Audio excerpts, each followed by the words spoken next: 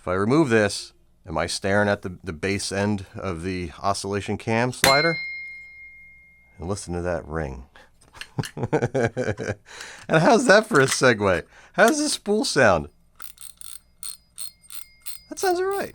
Gentlemen, ladies, and anyone in between, I welcome you all, and today is a good day. Today I'm apparently wearing the brightest blue shirt. Just look how it reflects off the rash guard of these reels.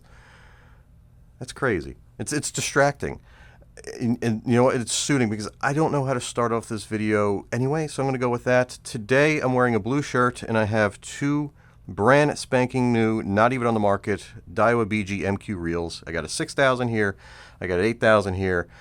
And somehow Daiwa's letting me take these puppies apart and offer my opinions before they hit the shelves. So, yeah, and I wasn't told that I have to hold back. The only thing I was asked, be fair.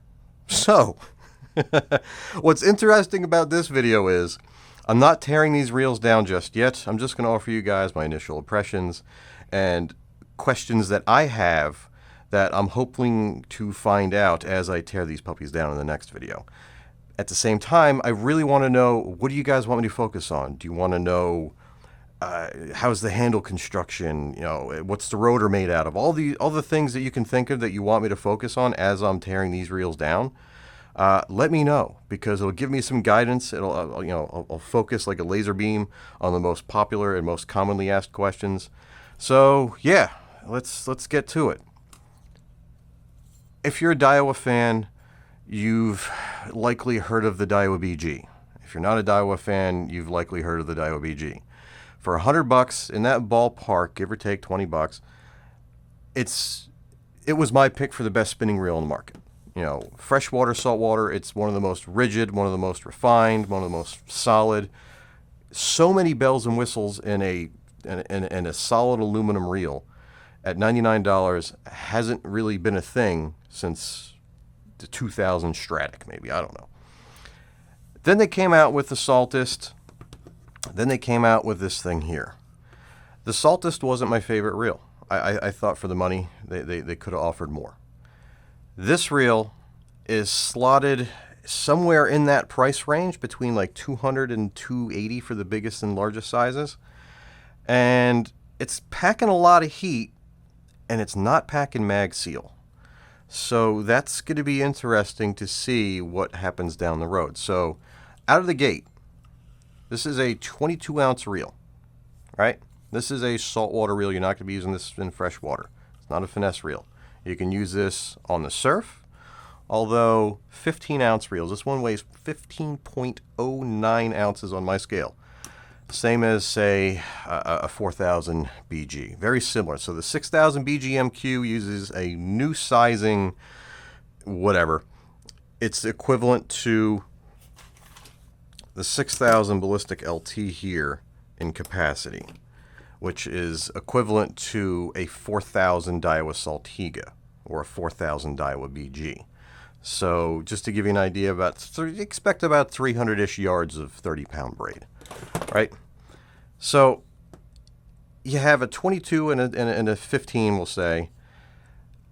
In 2020, guys are fishing these from the beach more than we would normally be fishing these. So it's interesting. So reels have become more powerful, whether it's the drag, the construction, the support. And the Pen Z's always existed. It's just that guys are now fishing 15-ounce reels more often. So I'm glad they sent me this one, because this is going to be one of the most popular sizes. And I'm glad they sent me this one because, if I'm not mistaken, this is the same body size, rotor size, just different spool size as the 10,000, which is going to be your stepping off point of sorts to an offshore reel, or depending on the gear ratio, if you're fishing the Cape Cod Canal. So you have the Daiwa BG, you have the Saltist Back Bay, you have the black and blue Saltist. Now you have this thing entering the foray without mag seal, but they claim 9 rubber seals, which for the surf guy who's in the sand, you really can't be too rough with these reels. They do have some traditional lipped rubber seals that will keep debris out. They'll keep some water out as well in the side plate where the handle connection is. And what I found interesting, and again, questions that I have on these reels, the sealing method at the side plate and at the spool, the rotor retaining nut is the same that was found on the ballistic. All right, so we have same kind of method of sealing off the drag stack, and you have the same way of keeping water and debris out or from entering where the main shaft traverses the pinion. One thing I always found interesting, if you look at the literature on Daiwa's website, they say it's a mag sealed main shaft. The main shaft isn't mag sealed. It's where the anti-reverse clutch sleeve and the pinion traverse the anti-reverse clutch that's mag sealed. Little, I don't know. People look at anything below here as the main shaft. I'm different, I don't know. So this is the rubber lip seal that seals against the handle shaft here. Simple. It's proven pretty effective. I don't see this as being a reel that you're going to be dunking straight away. I'm going to put it in the tank for about a half hour, see how she holds up. I did that with a Penn spin fisher that was supposedly able to take dunks and splashes, and water didn't get into the tank, but I've seen failures at the pinion due to the seal over there. So fish tanks don't tell you real world, expectations. The reason why I'm taking off the 8000 spool is because they went about sealing the main shaft where it traverses the pinion a little bit differently.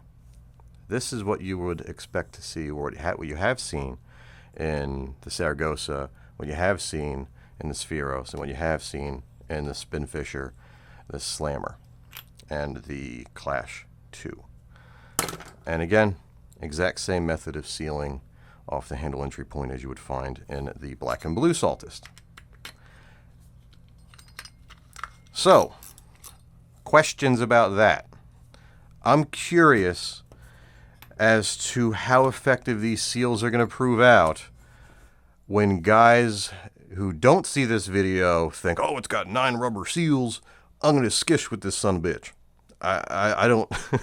like, I'm just curious what's going to happen, because I've been underwater with my Saltiga. My previous generation Saltiga, fished it underwater, never had an issue. It was a pain to clean out all of the mag seal ball bearings because there was a bunch of them, but it held up. Saltiga Z's, the original Saltiga Z, can be fished like a Penn Torque, where you could actually just dunk the thing and it just holds up and it just keeps on going. You could use it as a hammer. I'm curious how this is going to hold up. I have no idea. Now, moving along, you have the side plate seal here, and you have nothing on this side other than the cap that covers the entry point that's not using. So that's going to be fully sealed. I want to know what's underneath the boot. So in some reels, the boot, once removed, has a little gasket, and the interior of the reel, the engine compartment, if you will, is fully exposed. I want to know what's underneath here. If I remove this, am I staring at the base end of the oscillation cam slider? And listen to that ring. And how's that for a segue? How does the spool sound? That sounds all right. Let's get the drag knob on. I like that. I can see this being a little more like, sounds almost like a Z-Bass. It's more, it's got more click than ring. I prefer that. It feels more guttural, like offshore lever drags. You know, when they're getting dumped, they sound like you got a can of pennies and you just rattle it like a coffee can with pennies, full. It's just, they sound cool. Ringy drags, it's preference. That's just me though. Let's get this off and continue along. So I'm curious to see what's underneath here. If I take this boot off and I'm staring at the guts of the reel,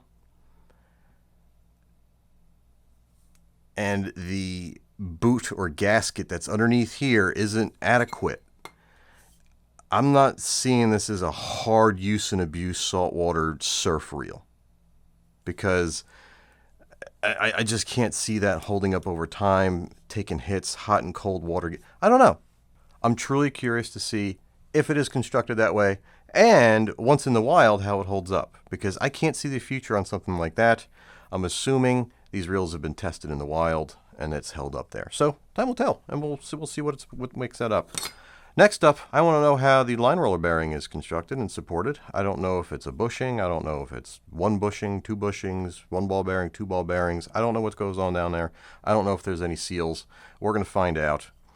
And yeah, so I think I'm going to about leave it at that. I've already seen some questions from you guys asking about the handle knob and the bearings. I got a chuckle about handle knob bearings because I put a video out a long time ago where I was just cracking up because there were a dozen ball bearings and the handle knobs of a little bait casting reel from China. So you guys fire away. What do you want to know? What do you want me to focus on? Weights. Do you have any questions that are of different reels that I can reach out to somebody at Daiwa and have answers for you when I'm tearing this down and editing the video? I need guidance from you guys. So do me that favor. Share out this video to anybody who you know might be interested in this reel quickly, because these reels are going back Monday. It's Friday right now, 6 o'clock. This video is going up as soon as possible.